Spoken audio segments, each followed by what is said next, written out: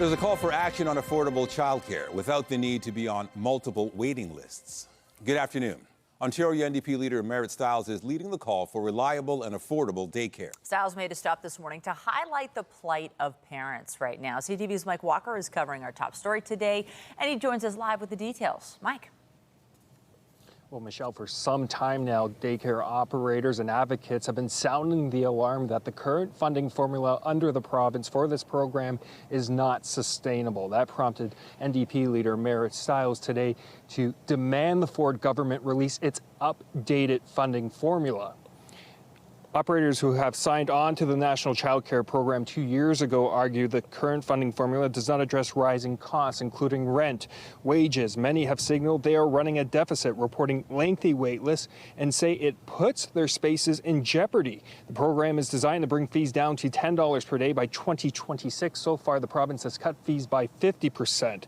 Now, while visiting a not-for-profit childcare center in Scarborough this morning, Marit Stiles criticized the Ford government for not setting the program up for success and urged the province to work closely with operators to simplify the funding formula and provide certainty for families. It's a mess. And since promising affordable childcare, Doug Ford and his conservative politicians have done nothing but create chaos and uncertainty.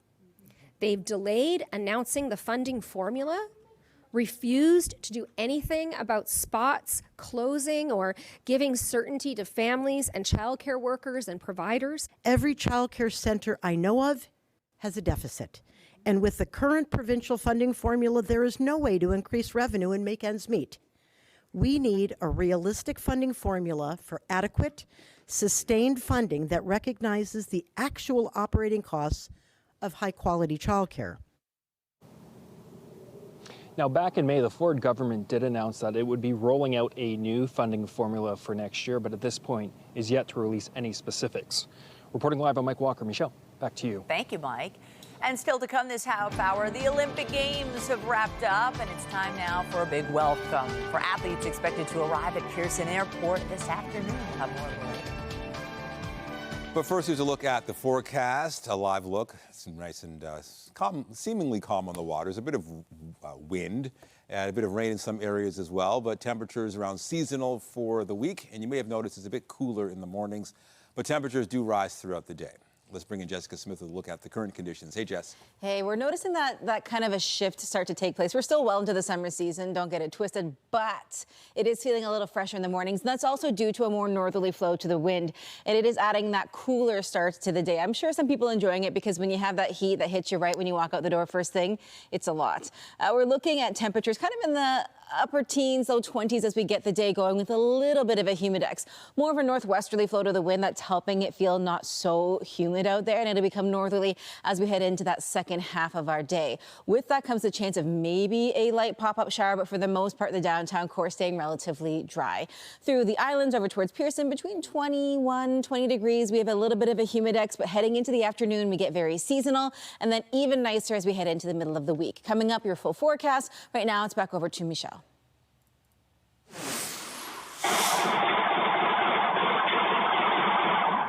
We have breaking news from Markham. For the second time in a month, shots have been fired at a home there. The latest incident occurred Friday night when multiple shell casings were found afterward, and police have just released the video that you're watching right now. There were people home at the time. No one was hurt. Police think this was a targeted attack, and they're seeking any additional footage from the public. A close call for a Toronto police officer. A stolen vehicle slammed into his cruiser late Sunday afternoon. The crash happened just after 4 p.m. yesterday near Jane and Stanley, north of Shepherd. Police say an officer located a stolen vehicle in the area, and shortly after, the suspect vehicle hit a cruiser. The officer was taken to hospital with minor injuries. A 21-year-old man has been arrested. Investigators are also looking for another suspect, described as a man who was last seen wearing a black shirt and blue shorts. Anyone with information is asked to come forward. The morale of Ontario's healthcare workers is deteriorating. That's the conclusion of a report released at Queen's Park this morning. We heard about the daily fear hospital workers felt going to work and being unable to perform the duties of caring for their patients because of understaffing. And several said they just wanted to quit. In other words, this study found that our cherished public health care system is in serious trouble. The peer-reviewed study says an intensifying staffing crisis is impacting the well-being of healthcare workers and affecting patient care. The study was based on interviews with 26 CUPE hospital workers and a poll of more than 700 of their colleagues. You think it can't get any worse, and it just got worse. I was going through increasing panic attacks before work, crying before I got out of the car. I loved going to work when I first started. Now, I dread it. Seeing the system, the way it is, I'm getting scared to get sick myself. Do I really want to come to my own facility? The exterior looks fine, but on the inside, everything's falling apart. CUPE says Ontario has the fewest hospital beds and staff of any province in Canada and any country with a developed economy. Well, how about that? Canada has had its most successful event at a Summer Games in Paris. The Olympic flame in Paris has been extinguished and is on its way to LA for the next games. CTV's Geneviève Beauchemin has the details. The games au revoir to Paris played out under now familiar tight security. The opening ceremony titled Records took center stage at Stade de France. It was a show of French culture honoring a country that perhaps at first reluctantly but then fervently fell in love with the Olympics. Organizers noted the City of Love set a record for the most Olympic marriage proposals, including this one. She said yes. She said yes. Rower Justin Best asked his longtime girlfriend to marry him shortly after winning gold. The ceremony also included time-honored traditions like the Athletes' Parade, with flag bearers including Canada's leading the way. Phenom Summer McIntosh, just still 17, winner of 3 golds and a silver in the pool, and hammer throw champion Ethan Katzberg. I think the main thing that's going to take the longest to sink in is being flag bearer, because that is such an honor and once in a lifetime. So yeah, this is definitely something that I'll appreciate and hold close to my heart forever. Just a day before this closing, IOC President Thomas Bach announced that after 12 years at the helm, these would be his last games. He would make his way, he said, to a new generation more in tune with the digital world. For this new way of living, I, with my age, I am not the best captain. The ceremony shifted from France to the U.S. as American actor Tom Cruise dropped into the Stade de France to celebrate the moment and to take the flag to Hollywood in a series of stunts. Paris passing on the baton to the host of the next Summer Games, Los Angeles. Organizers opened up the heart of Paris to the Games and to its visitors, and they say the move paid off. And so now it's the end, la fin, for these Summer Olympics. Geneviève Beauchemin, CTV News, Paris. And CTV's Christina Tenalia joins us live with more on all this. We'll start with the highlights, Christina. There were so many. Where do you want to start? Well, Dr. Dre and Snoop Dogg, I thought that was pretty cool. That was great. I know you, Nathan. I knew you would love that. As the torch was passed from Paris to LA, where the next Summer Games will take place. But let's talk about Team Canada. Summer McIntosh, what a summer for the 17-year-old from Toronto. 3 gold medals, 1 silver. She got 2 calls from Prime Minister Justin Trudeau, and I bet a lineup of endorsements for her is what's next. She was the flag bearer for the closing ceremony. I should point out she's won the most gold medals at a single, a little bit of alliteration there, single Summer Olympics. Such a historic moment for Team Canada. And she was the closing ceremony flag bearer with this guy, Ethan Katzberg of BC, who won a gold in the hammer throw event, the first time Canada has medaled in a throwing event, get this, in more than 100 years, since the early 1900s.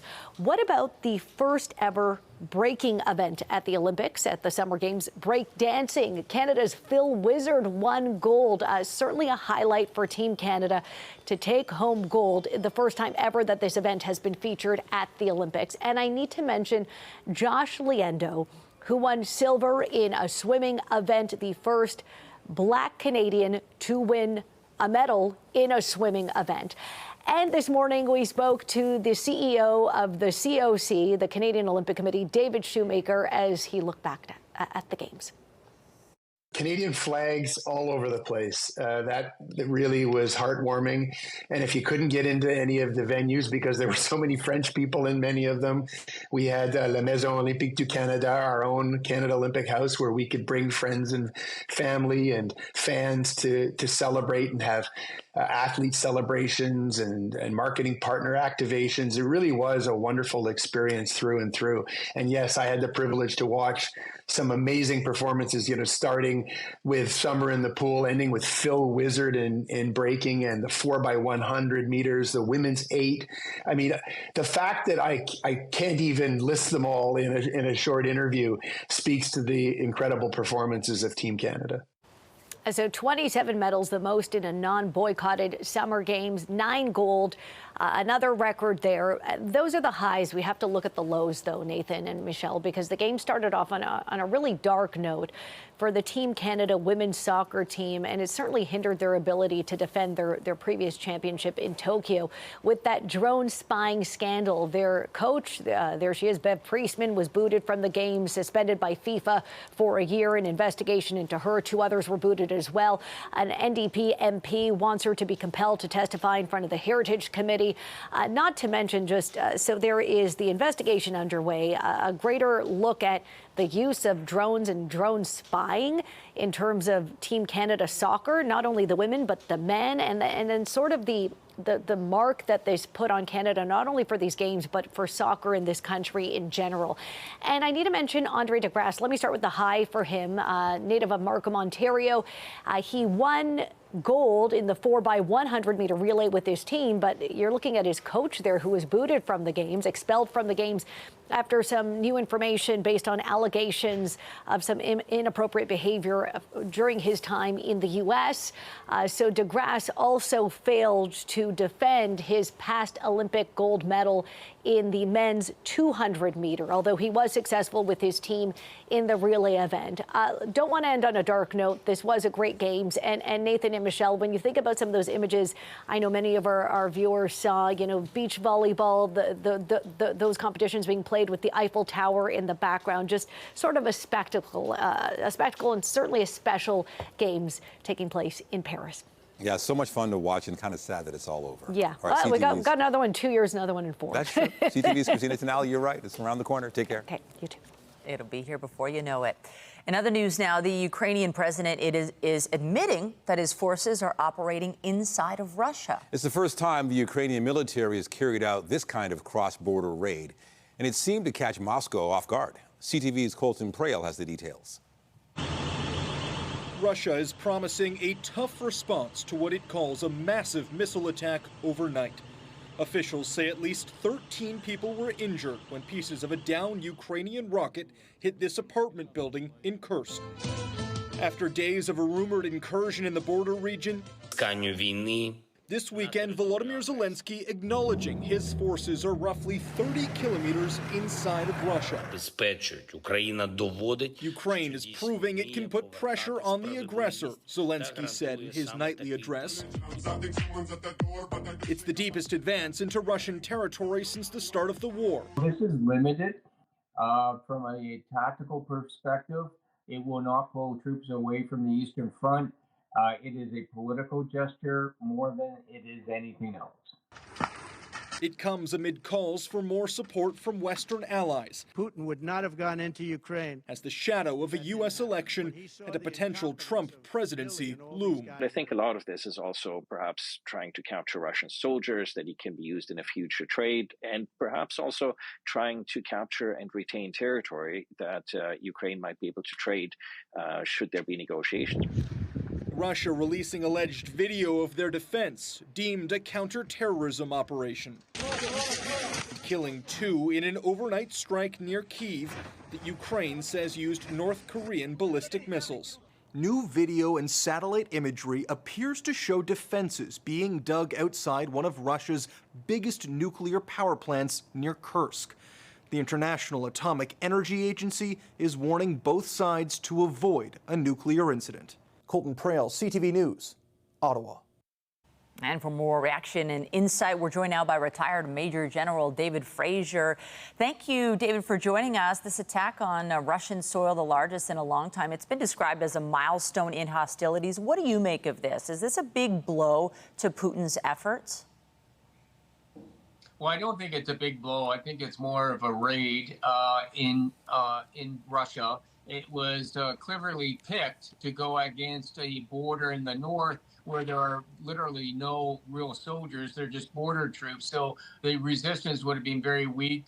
But it has demonstrated and given a black eye to Putin that Ukraine has done this. It's more for a strategic political gain by Zelensky, that he wants to show the West, hey, don't forget about us.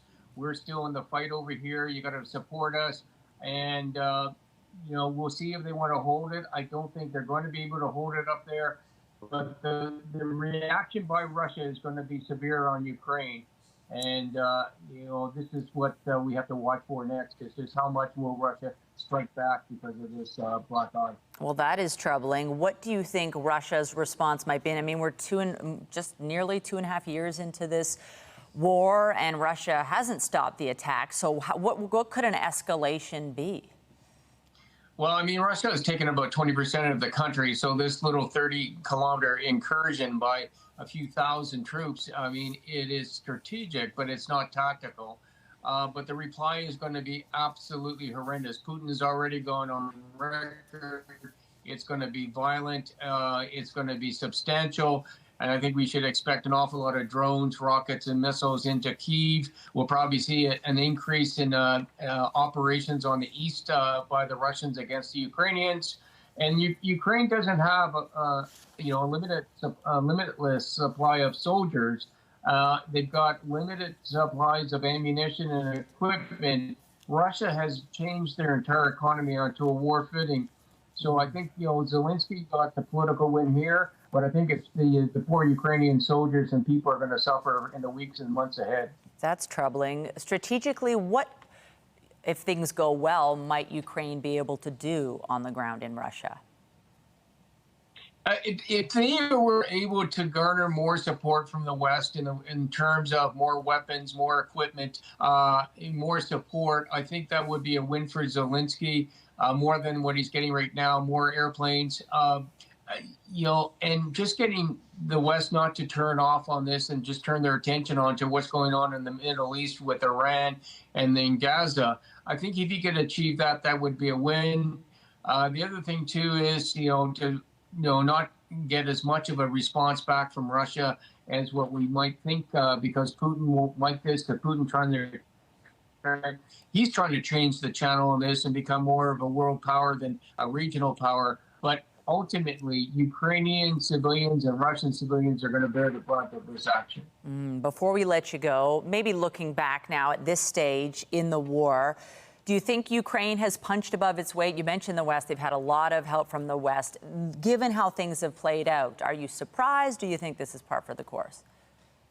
No, I think Ukraine has done an amazing job. I mean, I think that, they punched way above their weight at the beginning of the war to stop essentially a Russian army that had been planning this and getting ready for over 20 years for an action like this. So I think they did exceptionally well. Now, the bad news is they just ran out of steam, ran out of effort. And that's why we're into a bit of a stalemate right now, where you see where the battle lines are in the West, that there's neither side have got the offensive capability to punch the other side out. It is just a stalemate there. And therefore, Ukraine has done this little attack up in the north to try to, garner a lot more attention. But I think both sides are pretty much at the end, and we are at the stage where there will be not peace talks, but there will be ceasefire talks at some stage. Retired Major General David Fraser, great to talk to you on this. We really appreciate your insight. Michelle, thank you. In Toronto, police are asking for the public's help in tracking down a man wanted in a suspected hate-motivated assault in the Beaches neighborhood. Police have released this image of the suspect. Officers were called to the Queen Street and McLean Avenue area Thursday for reports of an assault. They say the suspect was involved in a verbal altercation with the victim inside a restaurant in the area. The suspect used racial slurs towards the victim before assaulting them with an object and running away. The suspect's described as approximately 60 years old, about 5'7", with a thin build. Police are asking anyone with information to come forward. The Canadian Taxpayers Federation is crying foul over taxes at the gas pump. They've released a gas tax report. CTV's John Musselman has just wrapped up at a news conference held outside Queen's Park today. John. Well, Nathan, it was hosted by the Canadian Taxpayers Federation. We'll just show you some file video at the pumps. The reason they held this news conference is they're concerned about what people are paying in added taxes at the pumps. In fact, they're hoping that the Ford government will extend the cut they put on that tax. It's up for renewal in December, but they're hoping it's extended to give people some relief. The report is showing that 34% of the pump price in Ontario is based on tax. That's 56 cents per litre. And they're saying that the average tax on a 64-litre fill-up in this province is almost $36. They're also concerned about the cost of the carbon tax on consumers. We spoke with Jay Goldberg. He's with the Canadian Taxpayer Federation. Here's what he had to tell us this morning. It's making a meaningful difference. This 6.4 cent per litre gas tax cut, as I said, adding up over time, we're talking about hundreds and hundreds of dollars for the typical family. So it's been very important. Now we've had 3 extensions. And I would note that the original promise the Ford Progressive Conservatives made in 2018 was to make this gas tax cut a permanent gas tax cut. We've been thrilled to see it. It's been, important for families. We're calling on them to fulfill the original promise and make this a permanent gas tax cut before it expires in December.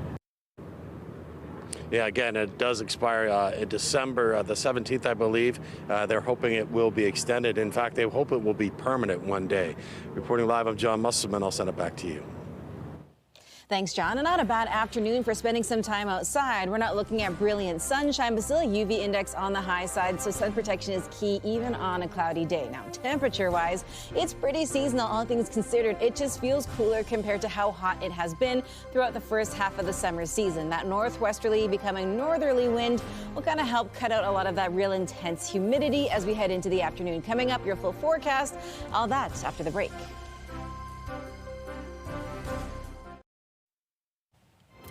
An all-new week in the summer is here, and I don't know about you, but these fresher, kind of cooler mornings are giving me that September vibe, and I'm hoping that it's just, just a sort of a blip right now, and we're still going to get some steamy days. I'm missing the hotter days. Yeah, I definitely noticed it in the morning, and I went to the gym. I'm wearing shorts anyway, thinking, no matter what, I'm going to wear shorts until at least Labor Day weekend. Right? It's August. No matter how cool it is. So hopefully the temperatures go up. Yeah. It was fresh. I mean, I'm an early riser, and it was chilly this morning. I had a really light jacket on, and it was, for me, necessary, but I'm a little sensitive to the weather. But the good news is we will get some of that heat as we head in towards the middle point of the week, and very seasonal. It is a noticeably cooler start to our day, and that northerly wind has a lot to do with that. But as we head into the middle of the week, we get back into some of that higher heat. If you like the warmth, just stick around. Weather is brought to you by the Presler Law Firm. Injury lawyers you don't pay unless they win.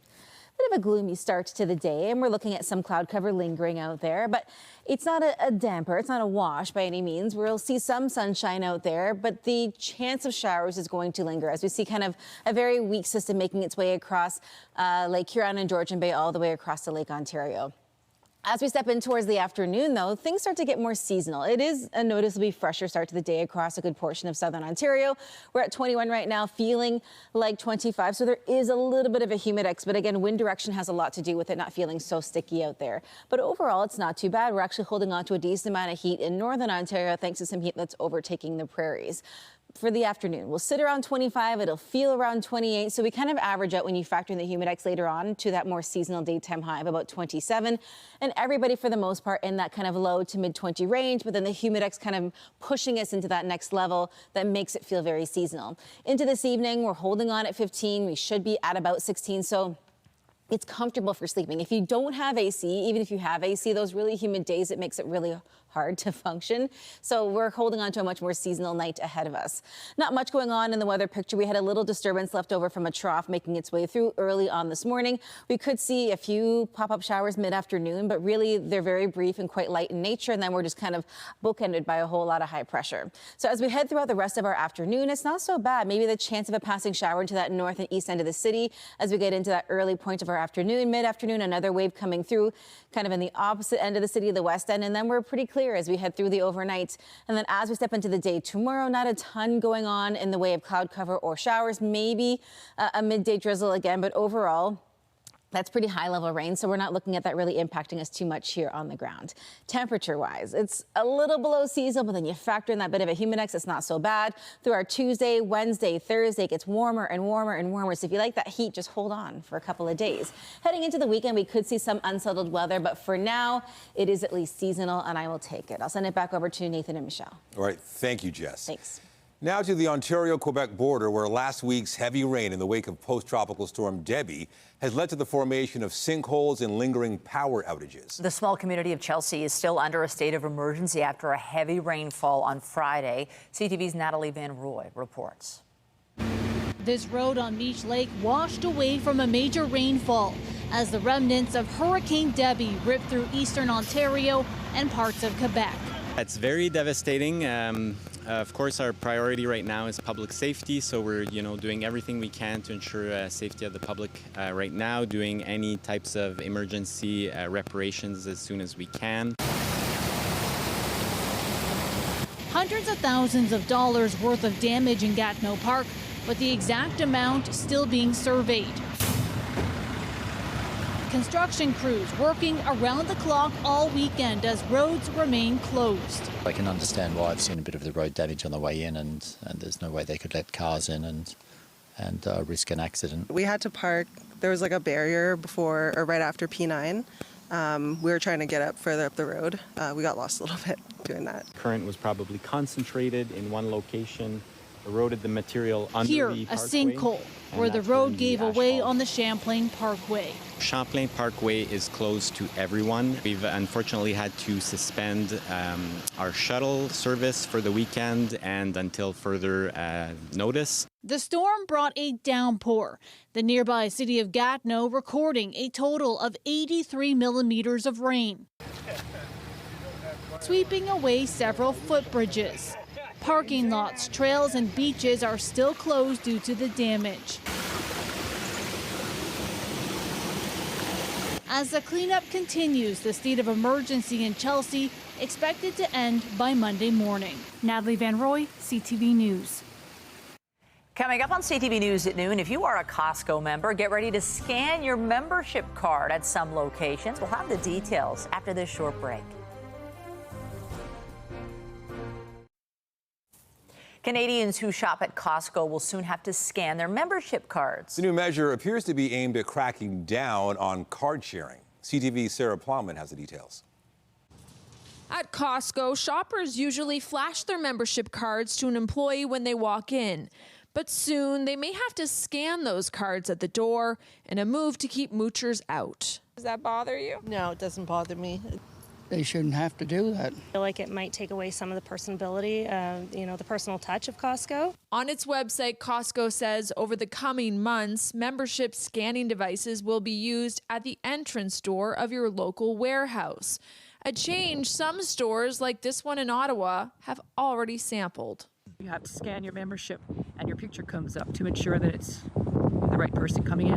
CTV News reached out to Costco Canada, who did not confirm whether this will roll out at all stores across the country, but said some warehouses are already doing it, saying it's to prevent long waits at the cash register. Top executives in the U.S. previously acknowledged more people have been sharing memberships since 2020. Netflix and Disney Plus cracked down on password sharing. Now this. So everyone is trying to sort of tighten things up. They're at the point now where getting in this economy, every dollar counts, every nickel counts. Annual membership fees make up the bulk of Costco's profits and keep prices down. Next month, the business will up those fees, the first time in 7 years. Well, the scanners could keep non-members' business away. But they could also gain some of those people. Some of those people who borrow someone else's membership may say, okay, I get it, I've been caught, now I'm going to buy my own memberships. A strategy the business might just be banking on. Sarah Plowman, CTV News, Halifax. Now to an Ontario court ruling that found searches of electronic devices at border crossings are unconstitutional. The appeal court ruling is being applauded by the Canadian Civil Liberties Association. And Shakir Rahim is the director of the Criminal Justice Program of the Canadian Civil Liberties Association and joins us now live. Thanks for joining us. So how significant is this decision, do you think? This is a significant decision. Before it was made, when you went to the border, you could have your phone, your laptop, your tablet searched without any suspicion that you had committed a crime. And that's really different from the standard that's applied when you're in Canada, and as the court ruled, is a violation of the Charter. It's now up to Parliament to ensure that there's a high standard that's set before an electronic device can be searched at the border. And with that, what would that high standard be? What cause would they have to check somebody's phone? So the court proposed a minimum standard of what's called reasonable suspicion. So there would have to be reasonable suspicion that you have committed an offense. But we have advocated for an even higher standard than that, that is reasonable grounds. And, you know, for context, before your phone or computer can be searched outside of the border, you usually have to have a warrant that's obtained to do that. So even this standard is a relaxation from what would otherwise be the case, but certainly it's the minimum necessary to ensure that our privacy rights are upheld and respected. You know, I heard many lawyers talk about the privilege they have with their clients. And was that a big part of the ruling, you think, that confidential personal information that could be in the phones of lawyers and in their tablets? I certainly think that was part of the rationale that went into the decision. And of course, that extends to all kinds of things. Even everyday people might have medical information on their phones. They might have private conversations with family members. They might be doctors who have access to certain information on their phones related to patients. So whether you're a day-to-day person going about your life or a professional, in either case, allowing the government to snoop on such a low standard really was not upholding our privacy rights as Canadians. And for now, if you're at the border and they demand your phone or tablet, should you simply give it to them, or should you say, hey, I don't have to give it to you according to my rights? Well, I think it's always important to comply with a request that's given to you to avoid an unnecessary kerfuffle. But certainly it's fair to you to ask what the basis is for any request that's made of an electronic device or item you have. And of course, to always ask whether you're able to consult with or contact a lawyer before you hand anything over. Good advice. Shakir Rahim with the Canadian Civil Liberties Association. Thanks so much for your time. Thanks for having me on.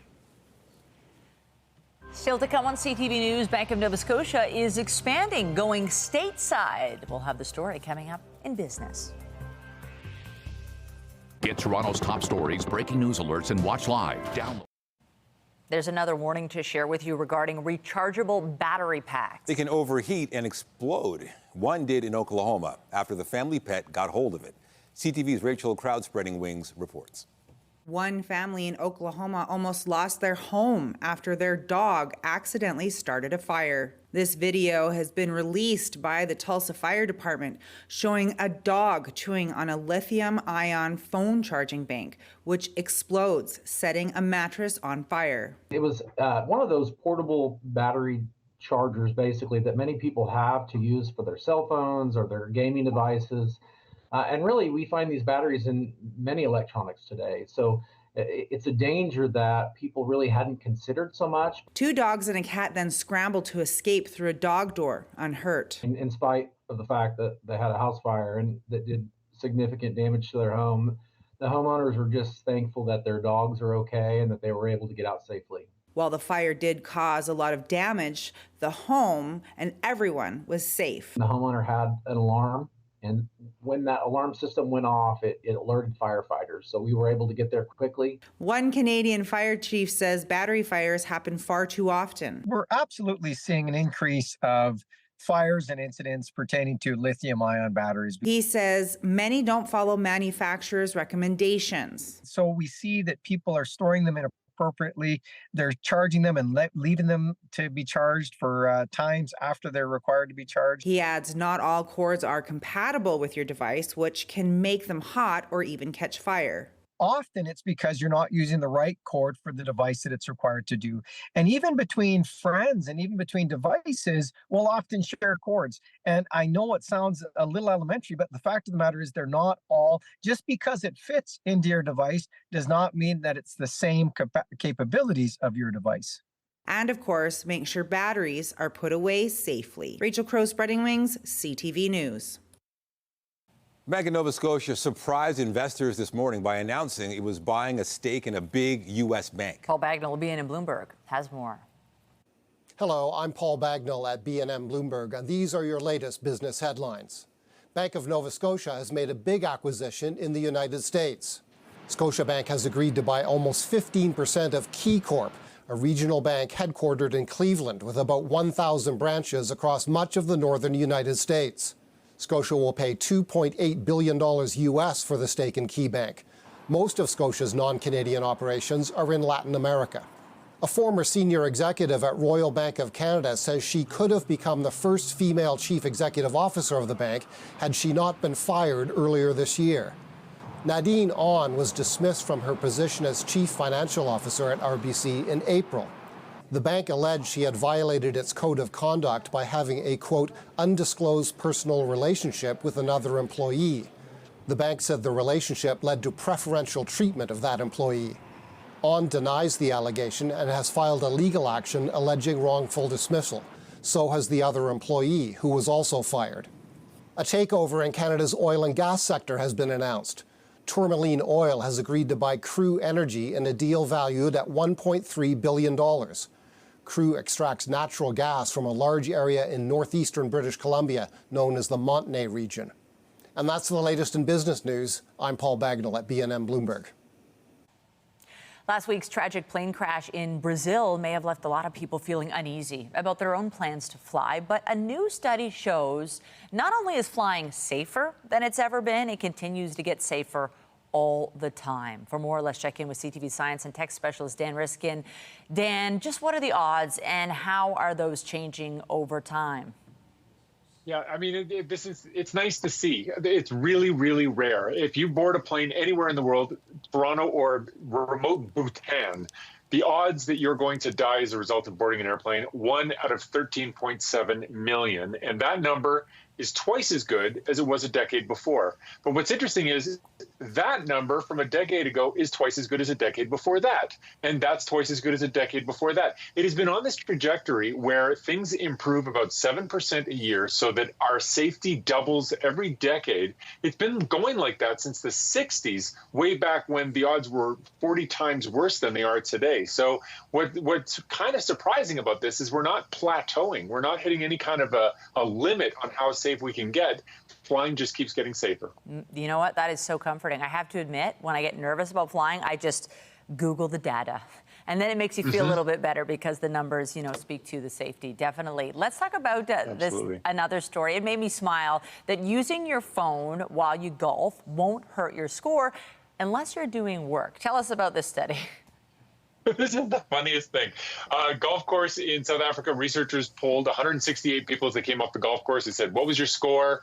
What were you doing with your phone while you were out there? How much did you enjoy your game? Stuff like that. And what they found is if people are pulling out their phones between holes, that's okay. If they're taking a call, that doesn't hurt either. But if it was a work call or if it was a work email, their score gets impacted. Basically, for every time you check your phone, your score gets about 0.1 strokes worse. So if you check your email 10 times, you can expect you had one higher score on that round of golf. And so the big take-home message is maybe just don't try to get work done while you're at the golf course unless you really have to. But I will say, even the people that were having their score impacted by checking their work emails, they still had a good time. There was no impact on happiness. So you're still going to have a nice time, even if you are checking your email for work. It's worth noting, though, it does impact the flow of play. If you got those guys ahead of you on their phone, it's like, let's go. Anyways, yeah, moving along. We want to get this last one in. It's about home offices. There's a Dutch study that has uncovered a surprising factor that can boost productivity. What is it? This is great. If you have a home office, think about ventilation. This is something people don't think about. You get a good monitor, you get good lights, you get a good keyboard. Ventilation. They found in this study, blows my mind, they found that if you go from no ventilation to constant ventilation throughout the workday, the effect on your productivity will be as big as if you went from having kids at home while you're trying to get work done to having no kids at home while you're trying to get work done. And I think everybody knows that's a pretty big factor. Wow, good to know. CTV science and tech expert Dan Riskin, appreciate it. Yeah, just getting some ventilation here while I talk to you. Let's Take all care. get some ventilation. Thanks.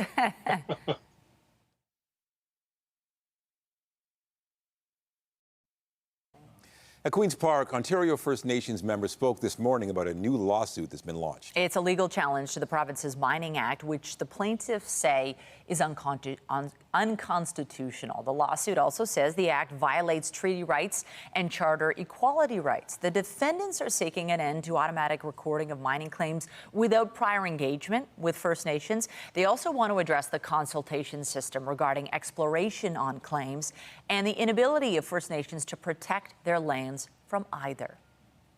We never surrendered our ancestral lands in the first place. Our people have been stewards of these lands for countless generations, and we assert our right to ultimate decision-making power over our territory. This is not just a legal position. It is our sacred duty to protect the land as entrusted us by our ancestors. 6 First Nations filed the case in Ontario Superior Court. They say a huge swath of Ontario's north, where they live and govern the land, is covered with thousands of mining claims. Now to a story about a grieving BC woman who lost her mother but found something in her own backyard that helped her heal. It was a 4-leaf clover that didn't represent luck as much as it did connection. CTV's Adam Sawatsky explains. Julie Barr will never forget that day. She was working in her backyard and found her first 4-leaf clover. This is great. And then I found another one. And there's another one. A surprising discovery, seeing as Julie hadn't felt lucky in a long time. It was devastating. It was hard. Julie's mom, Carolyn, had spent 5 years succumbing to ALS. And it got to the point where she could only move her head and used an eye recognition computer to communicate with us. Although Carolyn strived to be positive, posing for her granddaughter's photo filters and promising Julie she'd find a way to keep communicating after her death, the inevitable was horrible. It's like this empty void and something is missing. Until that day, Julie kept finding those 4-leaf clovers. I'm like, okay, I'm going to start mowing around this clover patch. We'll see what happens. As the circle expanded, the discovery of 4-leaf clovers increased. I have now found 313 plus 4-leaf clovers that I've pressed in books. After filling dozens of pages with hundreds of 4-leaf clovers from that one plant in her backyard, Julie is feeling like this is much more than luck. I know it's her. I know it's from her. Not only did her mom always carry around this keychain featuring a 4-leaf clover, Julie found a similar patch growing on her mom's grave after her celebration of life. It's a sign from the heavens. Which is why Julie vowed to keep mowing around the plant and placed a pair of chairs in her mom's favorite color beside it. I like to think she's sitting there in the other chair beside me, and we're looking for clovers together. Well, some say luck is what you make it. Julie has found that if we keep our eyes open to the positive possibilities that surround us, grieving and eventually healing is too. Adam Sawatsky, CTV News, Langford. Have you ever found a 4-leaf clover? No, but I dressed like one today because I couldn't find one. Perfect. I would always look for them when I was a kid. When you're at recess, right? Right, Never look found for one. them. They're so rare and hard And you're to like, is that find. it? No, it's just a leaf that's split, but I'm going to count it anyways. They're hard to find, but when you do find them, it's pretty cool. My sister tends to find them pretty often, so she saves them. But it is a beautiful day if you want to go out looking for 4-leaf clovers. Temperature-wise, it's not super hot out there. It's comfortable if you want to spend some time outdoors. And then as we get into the day, tomorrow winds shift, become more southerly, and we're looking at warmer air starting to move in. So it will feel more like the traditional summer heat that we're used to. Some slightly unsettled weather kind of trailing off the shores of Lake Huron and Georgian Bay right across to Lake Ontario. So we're kind of in the crosshairs, but we're not really looking at much in the way of rain, if any. It's just kind of in the GTA and very light in nature. As we make our way throughout the day, we're going to warm up slowly but surely. Right now, we're still kind of in the low 20s, so it's not cold by any means, but it's a little fresh out there. But we do have a humidex still that we are contending with. If you want to spend some time outside, obviously still a beautiful day, but it isn't that same kind of hot heat that we're used to. As we get in towards our Tuesday, Wednesday, Thursday, Friday, it's the slow but steady climb. We do kind of hover just above seasonal midweek, but I'm eyeing Wednesday and Thursday. It is going to be absolutely beautiful. But those overnight lows get warm starting Thursday, and then they stay warm. We should be around 16, so we'll stay above seasonal as we head in towards the end of the week. A little bit of that heat building up brings the chance of maybe a few passing showers into the weekend. Not a wash by any means, but if you're heading out to the numerous food festivals, there are flower festivals, there's a festival for a festival of a festival, just bring an umbrella as you head out this weekend. But overall, over the next few days, I'm excited for August. I'm biased. It's my favorite month. It's my birthday month. But overall, it is going to be a pretty great forecast this week. And you got to remember that summer is only, a few more weeks until the unofficial end. School, yes. So summer enjoy goes right it. into September. We got I know, lots we say of time. that, but you know. All right, that is it for CTV News at noon. Remember, you can get Toronto's breaking news all day long on CP24 and at our website, ctvnewstoronto.ca. For Jessica Smith and the whole team here, have a pleasant afternoon. I'm Michelle Dubé. And I'm Nathan Downer. Be sure to join us later for CTV News at 5 and 6.